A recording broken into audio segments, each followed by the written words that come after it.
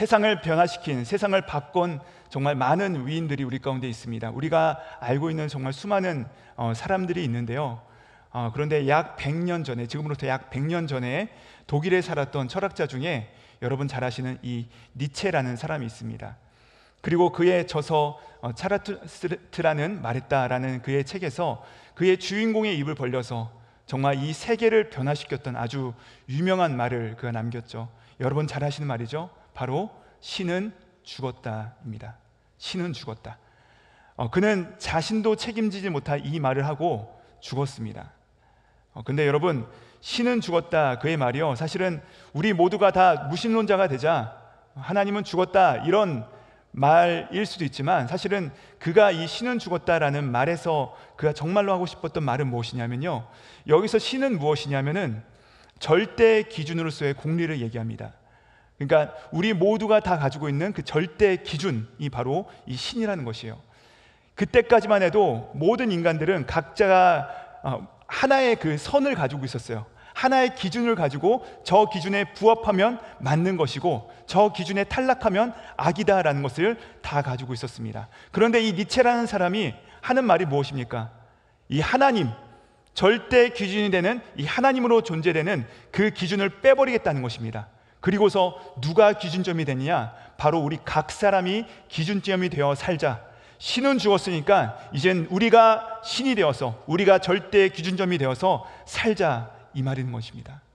그리하여서 사실 이 니체로부터 현대 철학이 시작됩니다.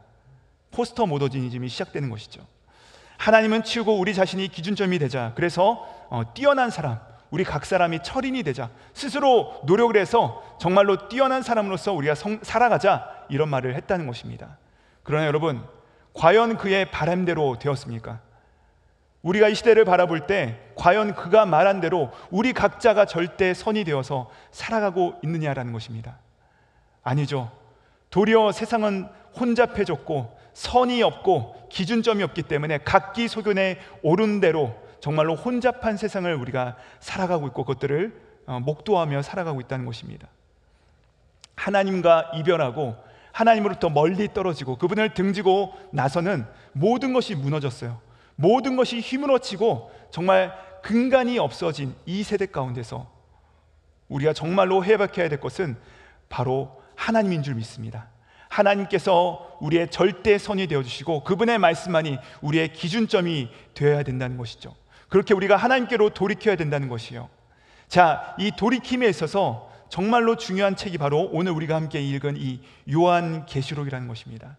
요한계시록은 허물어지고 모든 것이 흐트러지고 정말 이제는 무엇이 절대 기준인지 알 수 없는 이 시대 가운데, 신음하고 있는 세대 가운데서 이 현대 사회를 바꿀 수 있는, 치료할 수 있는 그 치료제가 되는 말씀이라는 것입니다. 여러분, 이 책이 우리 가운데 주는 놀라운 선물이 있습니다. 그것이 뭔지 아십니까? 바로 이 책의 제목에 있습니다. 바로 계시입니다. 계시. 여러분, 세상에 어디에서 어떤 종교에서 계시를 얘기합니까?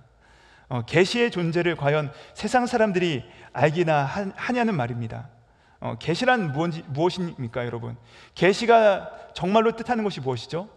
계시는요, 하나님과 우리를 연결하는 능력입니다. 하나님과 우리가 연결하는 것이에요. 여러분, 잠시만 한번 생각해 보시기 바랍니다.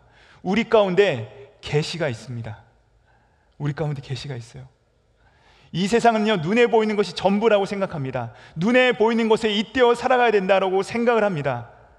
근데 여러분, 그게 아니라 눈에 보이지 않는 세상이 있다는 것입니다. 세상이 있어요. 근데 그것이, 이 세상을 만드신 하나님이 계시고 창조주 하나님이 계신다는 사실을 우리가 어렴풋이나마 알 터인데, 근데 그 하나님과 과연 우리가 어떻게 연결이 될 수 있느냐라는 것이에요. 여러분, 그 하나님과 우리가 연결될 수 있는 유일한 통로는 무엇이냐? 바로 이 계시라는 것이에요. 우리는 이 계시를 통하여서 하나님이 존재하시고 하나님이 세계를 창조하셨고 하나님이 세계가 있으며 하나님께서 우리 개개인의 삶과 연결되어서 또 역사하신다는 그 희망을 안고 살아갈 수 있게 된다는 사실입니다. 이 계시의 말씀이 없으면 우리는 인간들이 하자는 대로, 폭력이 하는 대로, 물질이 가자는 대로, 음란과 쾌락이 가자는 대로 따라가는 것이 우리의 모습인데, 근데 하나님께서 우리 가운데 계시로 말미암아 영원한 세계가 있다, 이 눈에 보이는 세계가 전부가 아니다, 우리가 따라가야 될 그 길이 있다는 것을 이 계시의 말씀으로 우리 가운데 강력하게 도전해주고 계시다는 사실이죠. 저는 오늘 이 하나님의 계시의 말씀, 요한 계시록의 말씀을 통해서 우리 하나님의 그 대서사시, 우리 각자를 향한 그 하나님의 놀라운 계획과 뜻을 발견하는 귀한 시간 되기를 주님의 이름으로 축복드립니다. 여러분, 사실 이 요한계시록은요 정말로 아름다운 말씀입니다. 스토리가 있고요, 노래가 있고 영상이 버무러진 마치 천상의 오페라 같은 이 책이 바로 이 요한계시록이라는 것입니다. 특별히 오늘 본문에 보시면요, 이 최후의 사도, 그 마지막 사도라 불리는 이 요한이 예수님을 증거하였다는 그 제 명목으로 말미암아 어디에 유배되느냐, 바로 pat모섬에 유배됩니다. 거기서 이제 세상과 단절되고 정말로 외로움의 극치 가운데서 살아야 되는 그곳에 그가 홀로 벌어졌는데, 그런데 이 요한이요 그곳에서 그 하나님의 비전을 바라보는, 하나님의 비전을 목도하는 극장이 그 pat모섬이 되었다는 것이죠. 자, 이제 그 비전의 커튼이 올라갑니다. 하나님의 이야기가 그 요한의 눈앞에서 펼쳐지기 시작되는 것입니다. 하나님의 계시가 이제 시작되려는 그 찰나에 요한이 한 음성을 듣습니다. 그것이 바로 오늘 우리가 함께 읽은 9절부터 20절까지의 말씀이고, 이 요한계시록이라는 극장 안에서 첫 번째로 그가 보게 되는 장면이라는 것이죠. 바로 이 천상의 오페라가 시작되는 순간인데요, 우리 이 순간에 함께 읽어보도록 하겠습니다. 우리 9절과 10절 말씀 함께 읽어보도록 하겠습니다. 시작. 나 요한은 너희 형제요 예수의 환난과 나라와 참음에 동참하는 자라. 하나님의 말씀과 예수를 증언하였으므로 말미암아 pat모라는 섬에 있었더니 주의 날에 내가 성령에 감동되어 내 뒤에서 나는 나팔 소리 같은 큰 음성을 들으니. 아멘. 요한은 지금 무엇이라고 이야기하고 있습니까? 자신이 성령에 감동되었다라고 말하고 있죠. 하나님께서 무엇을 과연 그에게 보여주실까 성령의 감동체 그것을 주목하여 보려고 하는데, 소리가 지금 어디서 났다고요? 뒤에서 났다고 합니다. 앞에서 난 것이 아니라 그의 뒤에서 들려왔다라고 합니다. 누구를 찾는 작은 소리가 아니라 커다란 나팔 소리 같은 소리가 나의 뒤에서 들려왔다라고 그가 말하고 있다는 것이죠. 여러분, 이 요한이 들은 음성은 무엇이었습니까? 이어지는 11절 말씀이 바로 이 큰 음성으로 우리 가운데 들려지는 말씀인데, 우리 11절 말씀 같이 한번 읽어보도록 하겠습니다. 시작. 이르시되 내가 보는 것을 두루마리에 써서 에베소, 서모나, 버가모, 두아디라, 사데, 빌라델비아, 라오디게아 등 7교회에 보내라 하시기로. 요한이 들은 소리는 분명히 이야기가 있었습니다. 이제 너가 볼 것이 있는데 그 볼 것을 7교회에다가 써라 라고 그 천둥 소리와 같은 소리가 그에게 말씀하셨다는 것이죠. 자, 그런데 왜 이 7교회들이었을까요? 에베소 교회를 비롯하여서 이 라오디게아 교회에 이르기까지 왜 이 7개의 교회들만 콕 찍어서 그 하나님께서 이것을 써서 보내라 라고 말씀을 하셨을까요?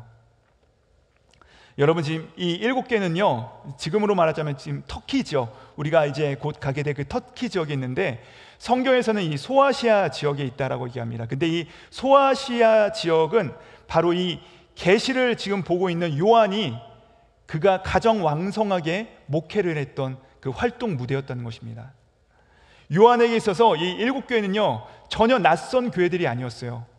자기가 다니면서 순회하면서 목회했던 곳, 자신의 열정과 힘을 다하여서 최선을 다하여서 목회하고, 또 요한을 향하여서 예수님께서 그의 눈을 바라보시며 요한아 너의 어머니다, 자신의 어머니다라고 말씀하시면서 이 마리아를 의탁하셔서 요한은 마리아와 함께 살았던 이 에베소 지역에서 평생 살았는데, 즉 이 7교회는 요한의 삶의 현장이자 그의 목회의 터전이었고 교회 그 자체였다는 것입니다.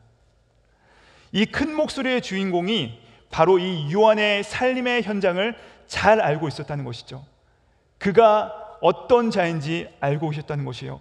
요한이 어디 살았고 그가 어디에서 목회를 했고 그가 순회 다녔던 교회들의 이름을 하나하나 알고 계셨다는 것입니다.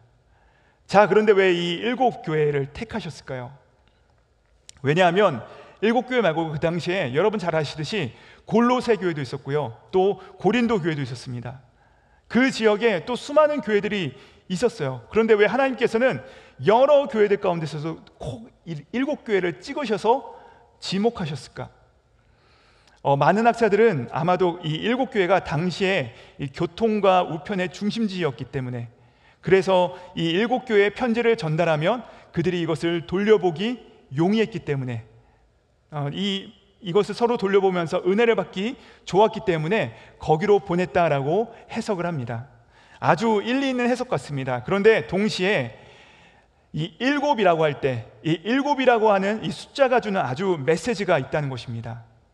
성경 전체에서 여러분 잘 아시듯이 이 일곱이라는 숫자는요, 충만, 완전임이라는 의미를 담고 있습니다.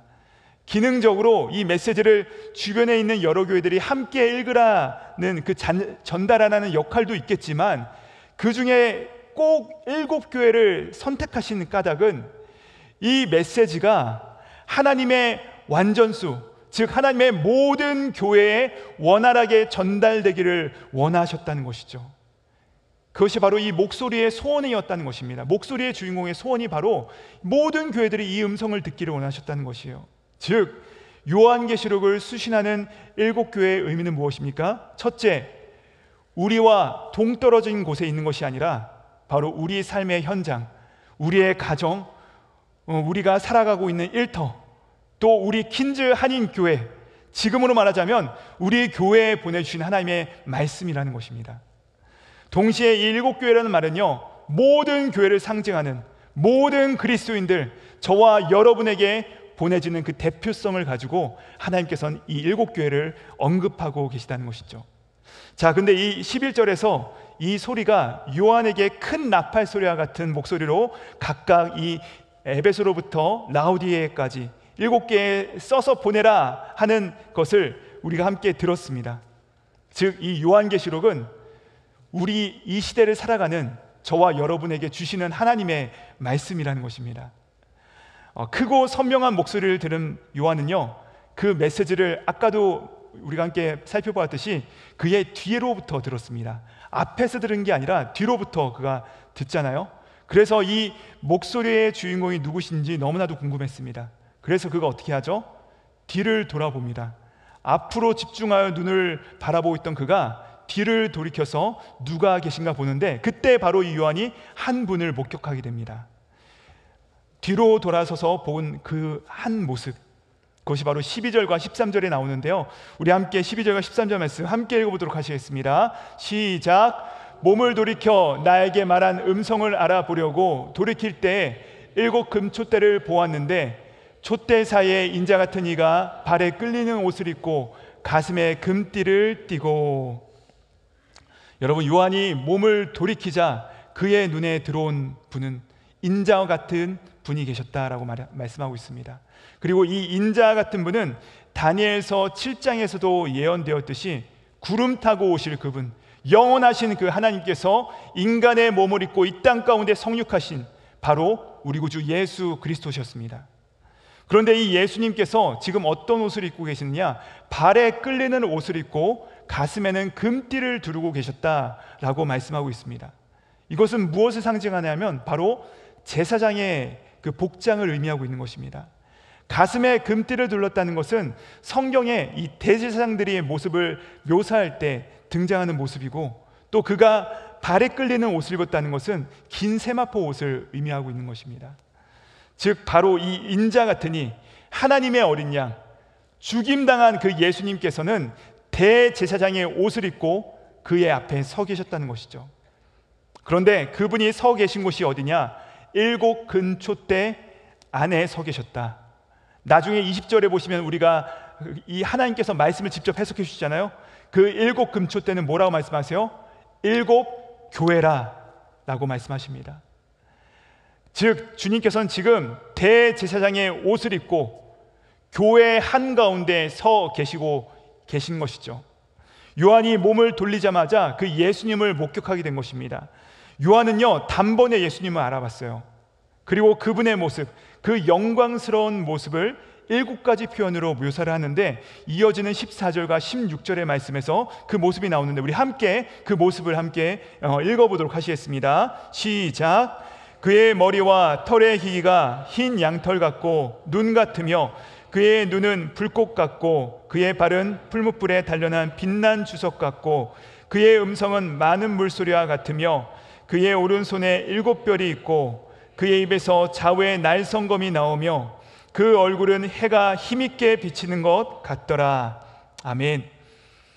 요한은 지금 예수님의 모습을 7가지로 나눠서 묘사하고 있습니다. 그의 머리카락, 그의 눈, 그의 발, 그의 음성, 그의 오른손, 그의 입, 그의 얼굴, 이 모든 것이 해와 같이 빛나고 광채가 나왔다라고 이야기하고 있습니다. 요한 앞에 나타난 분은 고난당하시고 부활하셔서 하늘에 오르신 그 승귀하신 하나님의 보좌 우편에 앉아 계신 어린 양, 우리 구주 예수 그리스도의 모습이었다는 것입니다. 요한은 그의 성체를 이렇게 7마디로 묘사하면서 아주 인간의 표현으로 할 수 있는 최고의 형용사를 가지고서 그 모습을 묘사하고 있어요. 희기가 양털 같고, 눈에선 불꽃이 나오고, 그의 발은 마치 용광로 같이 막 나온 것 같이 청동 같고, 그의 입에서는 좌우의 날선 검이 튀어나오고, 얼굴에서는 광채가 빛났다라고 묘사하고 있습니다. 그가 본 것이, 여러분, 이 본 것이 중요한 게 아니라 이 표현은요, 요한이 말로 할 수 있는, 그가 표현할 수 있는 최고의 것을 가지고서 그 영광스러운 모습을 드러내고 있는 것입니다. 묘사하고 있는 것이죠. 이 너무나도 아름답지만 인간의 언어가 그 예수님의 영광스러운 모습을 표현하는 데 한계가 있기 때문에, 그 다 담을 수 없기 때문에 가장 놀라운 모습들을 가지고서 그 예수님을 드러내고 있는 것이죠. 자, 정신을 차려보니까 이 모습이 얼마나 기쁜 모습입니까? 영광스러운 성체를 가지신 예수님, 그 죽임당하신 예수님께서 다시 살아나신 모습으로 그의 앞에, 특별히 교회의 가운데 서서 그에게 나타나신 것입니다. 여러분, 한번 생각해 보세요. 노년에 홀로 이 반모섬에 유배되어서 정말 죽을 날만 기다리면서 쓸쓸하게 갇혀있는 이 요한은 얼마나 힘들었겠습니까? 그 상황이 얼마나 괴로웠을까요? 몸도 참 고달프고 아팠겠지만 그의 마음이 너무나도 서글프지 않았겠습니까? 여러분, 그런데 그런 그가 목격한 주님은 교회들 한가운데 서 계셨다는 것입니다. 7 금초대 가운데 서 계셨더라. 우리도 한 사람 한 사람이 겪는 그 고난은요, 너무나도 비현실적으로 우리 한 사람에게 찾아올 때가 너무나도 많습니다. 예를 들어 어떤 사람이 갑작스럽게 정말 몸에 큰 이상을 발견하였다. 그러면 대부분의 사람들이 가장 첫 번째로 맞이하는 단계는 무엇이냐? 부정이라고 합니다. 내게 그런 일이 일어날 수 없을 거야. 뭔가 잘못됐을 거야. 검사가 잘못 나왔겠지. 우리는 뭔가를 부정한다는 것은, 부정하고요, 그것은 무엇을 반증하냐면 가장 큰 고통을 반증한다고 해요. 그러니까 고통이 깊으면 깊을수록 내 안에서 부정하고 싶은 마음이 커지는 것이죠. 그럴 리가 없어. 여러분, 아마 요한도 그랬을 것입니다. 요한도요, 지금 요한이 어떤 시기냐면 예수님께서 승천하신 지 60년이 지난 상황입니다. 1, 2, 3년, 10년 정도가 아니라 60년이 지났어요. 그간 교회 가운데 정말로 놀라운 일도 많았고 부흥도 경험했지만, 또 사람들이 살아나는 그 열매도 그가 맛보았겠지만, 여러분, 예수님께서 승천하신 후에 주후 90년까지 그 교회의 이야기, 역사를 살펴보시면요, 특별히 사도행전에 나오는 이야기들을 한번 떠올려 보시기 바랍니다. 환경적으로는 어땠습니까? 가장 비참하고 가장 어려운 시기가 아니었겠습니까? 로마의 박해는 점점 심해졌고 온갖 이단들은 교회 안에 들어왔습니다. 그래서 요한계시록을 기록한 요한이요, 요한서신서 1, 2, 3서를 보낼 때 그 내용의 대부분이 무엇이죠? 교회 안에 이단들이 많이 들어왔다는 것이에요. 이단을 조심하라는 것입니다. 적그리스도를 조심하라고 말하죠. 그뿐 아니라 정말 삶의 열매가 없고 말은 그럴듯하지만 실상은 교회를 분열케 하며 정말 서로 싸우고 분열하고 다투는 정말로 혼잡한 그의 목회 현장 가운데서 요한은 씨름하고 괴로워하고 분투했을 것입니다. 또 환경은 어떠했습니까? 예수님의 제자들, 특별히 자기의 친형인 야고보가 가장 먼저 순교합니다. 그 뒤로 베드로, 바울, 바나바 모든 사도들이 순교합니다. 다 죽었어요. 이제는 누구만 남았느냐? 자기만 남았습니다. 함께 목회했던 자들이 하나도 남지 않았어요. 100세가 가까이 된 그의 나이에 이른 요한은요, 그의 병든 몸, 그의 노고를 이끌고 형님들처럼 순교도 하지 못한 채 이 pat모섬에 갇혀 있었다는 것이죠. 여러분, 그의 상황이 얼마나 고단하고 괴로웠겠습니까? 그런데 지금 요한은요, 그 고통스러운 삶의 현실, 자기가 밤낮으로 걱정하고 있는 그 교회 공동체, 그 교회 공동체의 한가운데 서 계셨던 주님을 만나게 되었다는 것입니다. 승천하신 예수님께서 하늘 보자 저 높은 곳에 계신 것이 아니라 지금 고통받고 있는 교회의 한가운데 서 계셨다는 것입니다. 어린 양이신 주님은요, 당신의 교회를, 당신의 성도들을 결코 포기하지 않으셨다는 것이죠. 우리 주님은 한시도 교회를 떠나신 적이 없습니다. 한시도 교회를 잊으신 적이 없습니다. 교회의 설립자라 여겨졌던 이 요한은 비록 몸은 떠났지만 우리 영광스러운 예수 그리스도, 다시 부활하신 그분은 어느 곳에도 매이지 않으시고 그 교회들과 항상 함께 하셨다는 것입니다. 베드로 사도가 순교할 때 교회에 이런 전승이 내려져 오고 있습니다. 네로 황제의 박해가 가장 극심할 때, 교회가 가장 핍박을 많이 받을 때, 그리스도인들이 사로잡혀서 죽임을 당하는 그 대박해의 시대 때 정말로 많은 그리스도인들이 죽임을 당하는 상황 가운데서 사도 베드로에게 이렇게 권면했다고 해요. 사도 베드로 선생님, 당신마저도 잡히게 되면 교회가 위태롭습니다. 이 복음이 전해질 수가 없습니다. 지금 저 미치광이 왕이 로마에 불을 지르고 그 모든 잘못을 이 그리스도인들에게 전가하고 있습니다. 당신은 잡히면 안 됩니다. 잠시만 몸을 피하시죠. 베드로는 그 형제들의 말을 듣고 나서 그의 몸을 이끌고 로마를 잠시만 떠나기로 결단합니다. 그래서 모든 길은 로마로 통한다는 이 속담처럼 그는 그 아피아 가도를 통하여서 로마를 벗어나기 위해 피난을 가고 있었습니다. 그 죽음의 광풍이 로마 가운데 몰아치고 있을 때 로마 한가운데로부터 그는 빠져나가고 있었다는 것이죠. 자, 근데 그가 그 로마 한가운데로부터 그 도로를 따라 나가고 있을 때 그가 그 로마 한가운데로 걸어오고 계신 한 분을 만나게 됩니다. 이제는 노쇠한 늙은 이 베드로가 그분이 누구신가, 그의 눈을 가늘게 뜨고 희미한 눈으로 그분을 쳐다봤는데 예수님이셨습니다. 그때 베드로가 그 예수님을 발견하고 그의 입에서 이렇게 얘기합니다. 쿠아바디스 도미네, 주여 어디로 가시나이까? 그때 주님께서 베드로에게 하신 말씀이 무엇입니까? 나는 네가 버리고 떠나가는 저 교회를 향하여 가노라. 그 말을 들은 베드로는 충격 가운데 다시 그의 발을 돌이켜서 로마로 들어가게 되고, 피난조차도 갈 수 없는 그 모든 교회 성도들이 고통받고 있는 그 현장 가운데로 돌아가서 거기서 거꾸로 십자가에 못 박혀 죽임을 당하게 됩니다. 요한은 비록 타이로 교회를 떠나 pat모섬에 유배되었지만 우리 주님께서는 에베소, 서머나, 버가모, 두아디라, 사대, 빌라델비아, 라오디게아, 그가 걱정하는 그 교회 한가운데 서 계셨다는 것입니다. 그리고 7교회의 이름을 하나하나 다 기억하시고 하나하나 다 불러주셨습니다. 우리 주님은 보좌 우편에서 벌떡 일어나사 세상에 고통받고 있는 모든 교회 그 한가운데 당신의 성도들 가운데로 다니시면서 그 7 금초대 한가운데 서 계셨다는 사실이죠. 아마 요한은 울었을 것입니다. 그 모습을 발견한 순간 그는 울었을 것이에요. 저도 오늘 이 말씀을 준비하면서 가슴이 먹먹해져 왔습니다. 그리고 이 모습을 보는데 얼마나 많은 위로가 찾아왔는지 모릅니다.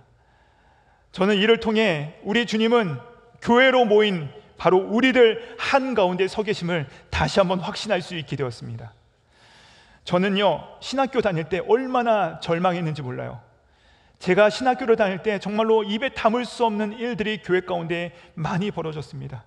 교회의 영광이, 조국교회의 영광이 땅에 떨어졌고, 사람들은 교회를 향해서 손가락질하고, 정말 이 젊은 목사에게 있어서 영과 같았던 목회자들은 한 분 한 분 교회를 떠나시고 세상을 떠나시고, 더 이상 교회 안에 어른이 없는 것처럼 느껴졌던 그 모습 가운데 절망했던 적도 있었습니다.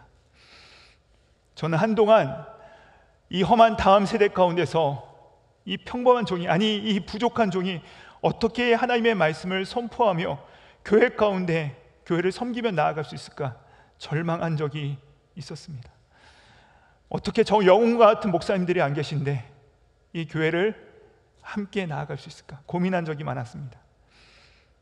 하지만 금촛대 한가운데 서 계신 예수 그리스도, 그 영광스러운 모습을 기록하는 이 요한계시록의 말씀을 읽으면서, 이 말씀은 주님이 여전히 이 시대 가운데 교회를 포기하지 아니하시고 지금도 붙들고 계시며, 이 확신의 음성, 그 나팔 소리와 같은 모습 가운데 우리 가운데 들려주시고 우리를 위로하시고 우리를 일으키고 계시다는 사실입니다.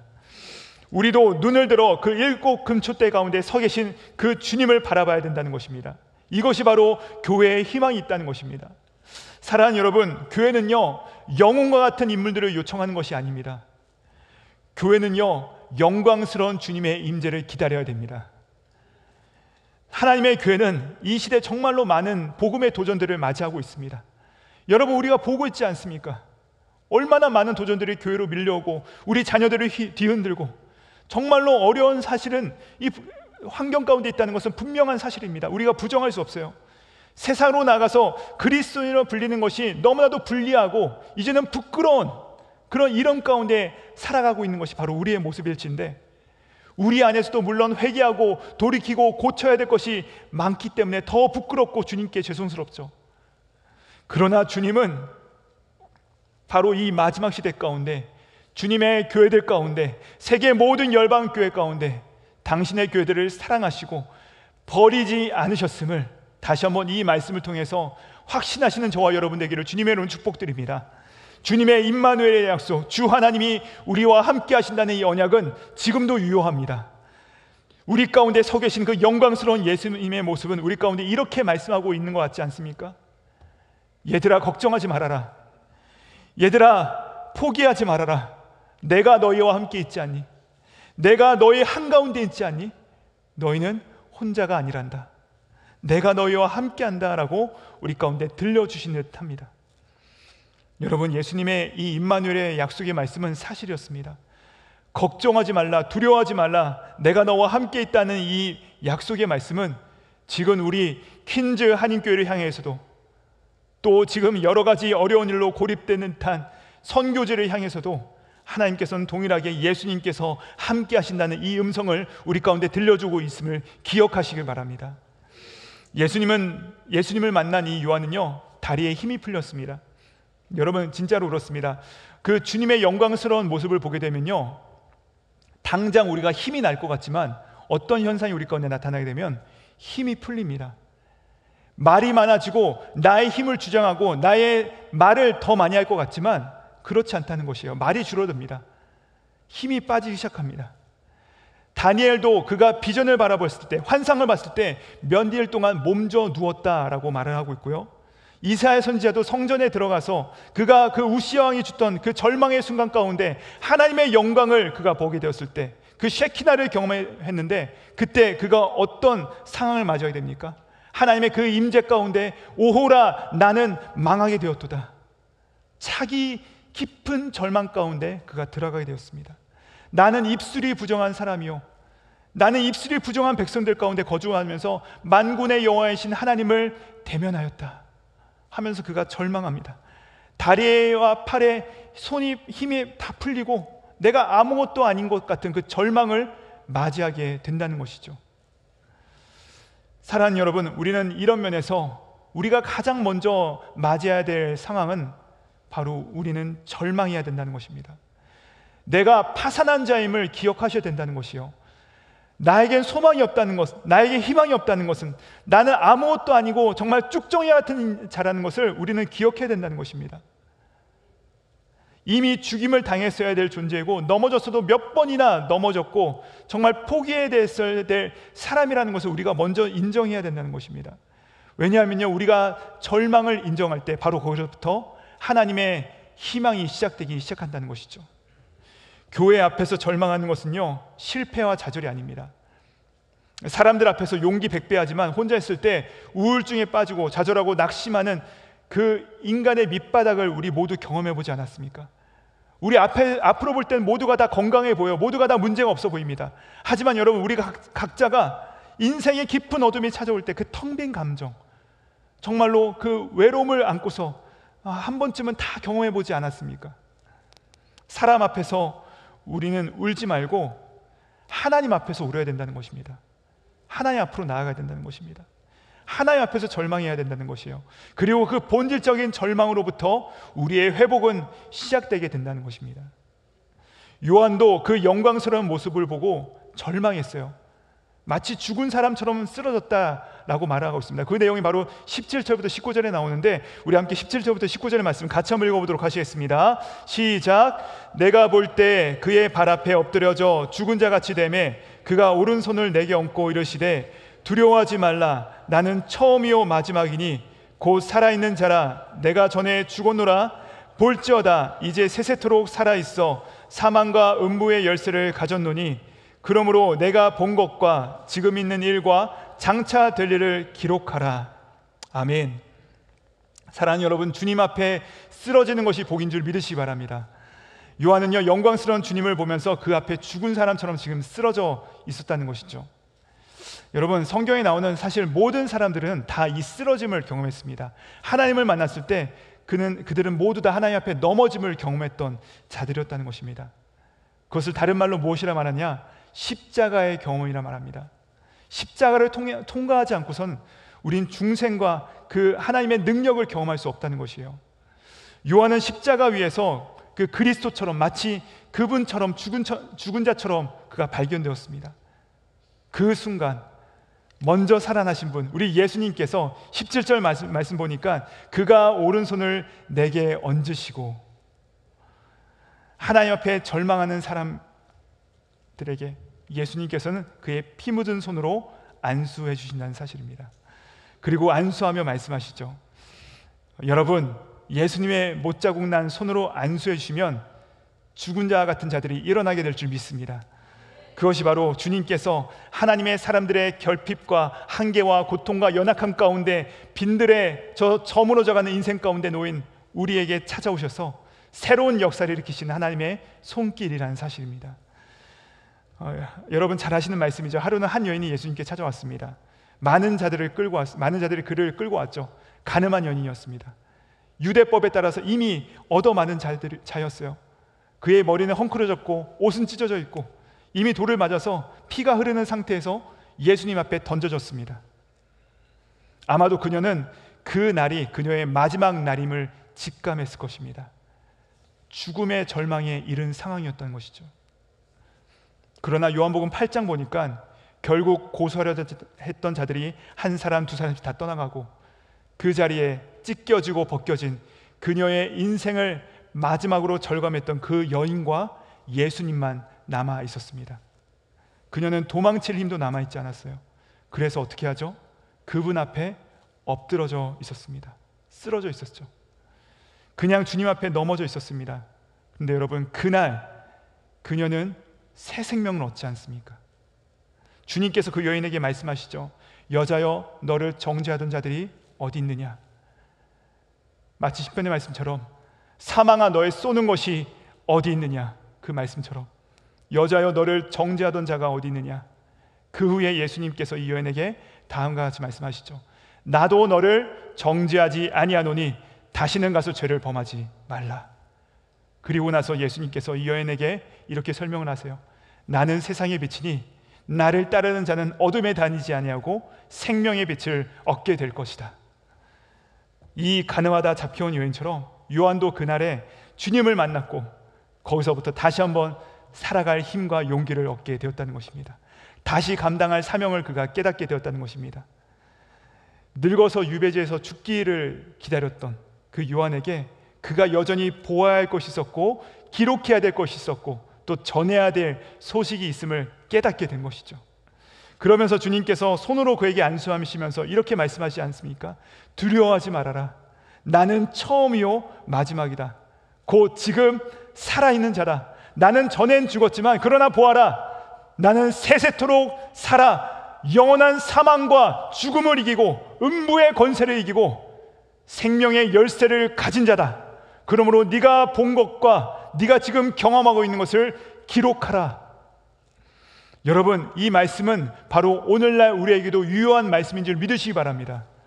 요한에게만 주시는 말씀이 아니라 오늘도 오른손을 우리에게 얹으신 주님께서 우리에게도 똑같이 주시는 말씀이라는 것입니다. 아무개야 두려워하지 말아라. 아무개야 무서워하지 말아라. 퀸지 아닌 교회여 두려워하지 말아라. 주의 백성들이여 담대하여라. 내가 시작이요 마지막이다. 내가 끝이라고 말하기 전까지는 끝이 아니다. 예수님께서 말씀하고 있다는 사실입니다. 나는 지금 살아있다. 죽은 자가 아니라는 것이에요. 너희가 알듯이 고난받아서 죽었지만 그러나 보아라, 영원히 살아있다. 영원히 살아있다. 생명 권세를 가졌다. 너희도 살아날 것이다. 그러므로 긴지 아닌 교회여, 너희가 지금 보는 것을 기록해라. 너희가 지금 받은 것을 기록해라. 너희의 삶을 통하여 기록해라. 너희의 삶을 통하여 드러내라. 앞으로 펼쳐질 일들을 살아내고 보고 기록하여 모든 이들에게 증거하라. 주님께서 우리에게 다시 살아간 그 사명을 주고 계시다는 사실입니다. 다시 도전하시는 것이죠. 우리가 이 세상을 다시 힘있게 살아갈 그 이유를 주고 계시다는 것이에요. 우리와 함께 하시겠다. 여러분, 우리가 주목하고 간직하고 전해야 될 이야기가 있음을 기억하시기 바랍니다. 요한계시록이 우리에게도 있습니다. 요한계시록의 주제는요, 변화무쌍한 세상 이야기가 아닙니다. 666에 대한 이야기가 아니에요. 베르칩에 대한 이야기가 아닙니다. 여러분, 이 요한계시록의 주제는 무엇이냐? 그런 것들은 알아도 좋고 몰라도 되는 것이에요. 666이 중요한 것도 아니고 14만 4천 명 뭐 그런 얘기가 중요한 게 아니고, 여러분, 이 요한계시록의 주제는 무엇이냐? 주님께서 우리에게 보여주시고자 하는 것은 세상의 변덕스러움, 세상의 혼탁스러움이 아니라 하나님께서, 그리스도께서 우리 가운데 말씀하시고자 하는 비밀이 드러나기를 원하시는 것이에요. 그것이 무엇이에요? 20절 말씀입니다. 우리 20절 말씀 함께 큰 목소리로 함께 읽도록 하시겠습니다. 시작. 내가 본 것은 내 오른손에 7별의 비밀과 또 7 금촛대라. 7별은 7 교회의 사자요 7 촛대는 7 교회니라. 할렐루야. 네가 본 것은 무엇이라 말씀하십니까? 세상의 그 좌충우돌하는 그 변화무쌍한 그런 세상의 가짜 이야기가 아니라는 것입니다. 우리를 혼란스럽게 하고 우리를 쫓아가게 만드는 그런 이야기가 아니라는 것입니다. 너가 보는 것은 7별의 비밀. 7별은 무엇입니까? 7별은 무엇이라 말씀하고 있죠? 교회의 사자들. 먼저는 목회자를 이야기하는 것이지만 목회자만을 이야기하는 것이 아니에요. 교회된 사람들을 이야기하는 것입니다. 교회된 사람들은 누굽니까? 바로 저와 여러분을 말하고 있는 것입니다. 그 7별이라고 말씀하신 것이에요. 예수님께서 요한계시록을 통해서 보여주시는 것은 우리가 갖고 있는 이 7별의 비밀이 있다는 것입니다. 우리 신앙의 비밀이 있다는 것이에요. 이 믿음의 비밀, 우리의 비밀이 이 요한계시록에 담겨져 있다는 것이에요. 또 내가 본 것, 여러분, 우리들이 본 것이 무엇이죠? 7 금촛대. 금촛대 무엇이라 말씀하셨습니까? 요한계시록이 말하는 금촛대는 무엇이죠? 교회입니다. 바로 영광스러운 교회의 승리요, 교회의 회복입니다. 요한아, 내가 본 것을 기록하라. 그러므로 7별, 모든 성도들의 믿음과 그들의 비밀, 모든 교회들의 지키심의 승리이니라. 하나님께서 우리 가운데 분명하게 선포하고 계시다는 것이고, 이것이 바로 요한계시록의 선명한 주제라는 사실이죠. 여러분, 요한이 본 것, 그리고 우리가 볼 것은 무엇이냐면 하나님의 어린 양 예수 그리스도께서 굳게 붙들고 계신 그 7별의 비밀이요, 요한이 본 것은 우리 주님께서 임마누엘로 지금 우리와 함께 하시며 그 사이로 운행하시면서 교회의 역사는 반드시 승리하게 될 것이라는 이 사실이라는 것입니다. 주님은 지금도 이 일곱 교회의 성도들을 붙들고 계심을 믿으시길 바랍니다. 저와 여러분을 붙들고 있습니다. 여러분 포기하지 마시기 바랍니다. 여러분 낙심하지 마시기 바랍니다. 주님께서 반드시 우리 교회를 통하여서 승리케 하실 줄 믿습니다. 주님께서 지금 그 말씀을 하고 계신 것이요, 말씀을 마무리하면서 제가 아까 서두에 요한계시록은 마치 오페라와 같다라고 말씀을 드린 적이 있습니다. 요한은 아마 그 극장 안에서, 요한계시록이라고 하는 그 극장 안에서 좌석에 앉았을 것입니다. 좌석에 앉아서 그 무대를 바라보고 있었던 것이죠. 앞에 이야기가 쫙 펼쳐지기를 그가 기대하고 있었을 것이에요. 그런데 아까 여러분께서 함께 읽으셨듯이 그 소리가 어디로부터 나옵니까? 앞으로부터가 아니라 뒤에서 소리가 들려온 것이죠. 그리고 그가 뒤를 돌아보니까 승리하신 주님께서 무대 위에 서 계신 것이 아니라 내 옆에 계신 것이었습니다. 그 주님께서 내 옆에 서 계신 것이에요.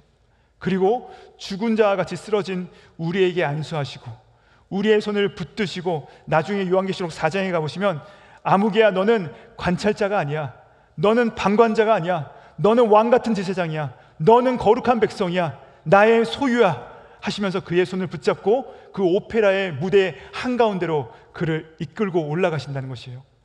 커튼이 올라가고 그 무대에 보좌가 있습니다. 그 보좌 옆에 천군 천사가 있는데 요한과 우리들을 그 옆에 세우시고 세상에 일어날 일들을 보여주십니다. 여러분, 지금 주님께서 우리를 초청하신 자리는 관객의 자리에서 바라보는 자리가 아니라는 것입니다. 우리는 방광자로서의 부르심을 받지 않았다는 것입니다. 하나님의 보좌, 하나님의 영광스러운 그 승리의 무대로 올라가서 세상을 바라보는 자리라는 것입니다. 우리의 자리는요, 그러므로 이 땅의 무대가 아니라 하나님의 곁, 예수 그리스도와 함께한 곳이 바로 우리의 자리임을 기억하라는 것입니다. 사랑하는 여러분, 큰 재난과 혼란이 난무하는 이 세상, 이 시대 가운데 많은 사람들이요, 이 요한계시록의 한두 구절을 가지고서 들먹거리면서 우리를 미혹하려고 하지만, 요한이 기록한 계시는 결코 그렇게 하찮은 책이 아니라는 것입니다.